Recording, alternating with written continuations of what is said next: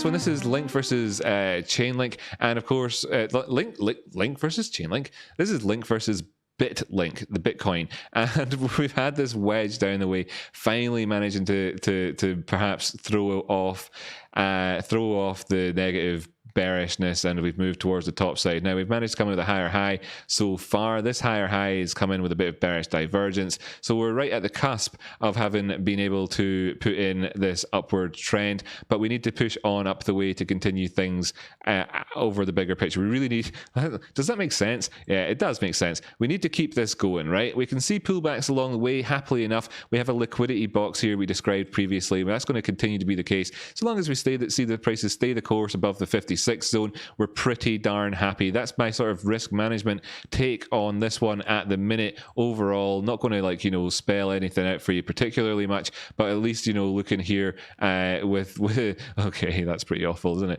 it? Looking here at this type of mentality at the minute, looking up towards the 200 simple moving average there, with a view actually for the full measured move taking us up towards 69, 69, 69, 69. That's right, 69 cowboy time, and then actually the cowboy time is 10 to 10 to 10. So looking up towards that, actually we're looking over here towards sort of the 11112 area up there at the 618 Fibonacci. Okay, so at the minute we're at 0006, and I'm looking up towards all those zeros, 69. Okay, and then I'm looking up towards 201 2012, right? So, right, great. Fan-dabby dozy. So that's Bitcoin. Can we do it? Yes, we can. Don't want to be dropping down below that zone. Negative scenario, well, I'll let you work that one out for yourself. It's be looking down to 45. Oh, sorry, I cheated. I told you the answer.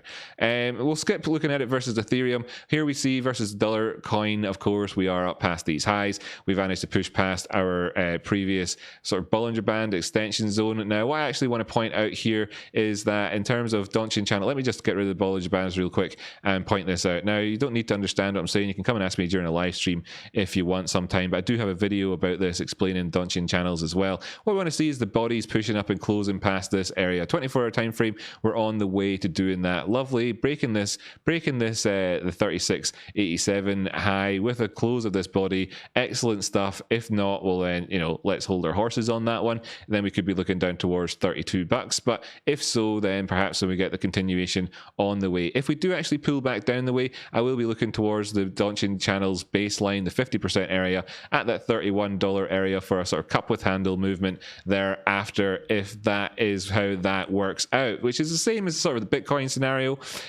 because either way that you're looking at this thing, if this is some sort of cup with handle or whatever, we're breaking outside of this range, and we might then resume the overall upward movement. Now, if you're looking at this as being a kind of weird flag on the 24-hour time frame that goes towards the top side, you could be compelled into thinking by somebody with a lovely Edinburgh accent and some technical analysis that the prices would actually treat that like a half staff, and we'd be looking up as an overall target towards $65. So let's just not get too carried away, but if you're talking 120 Bitcoins, then you're talking $65 as well over here perhaps. Let's see how the trends evolves.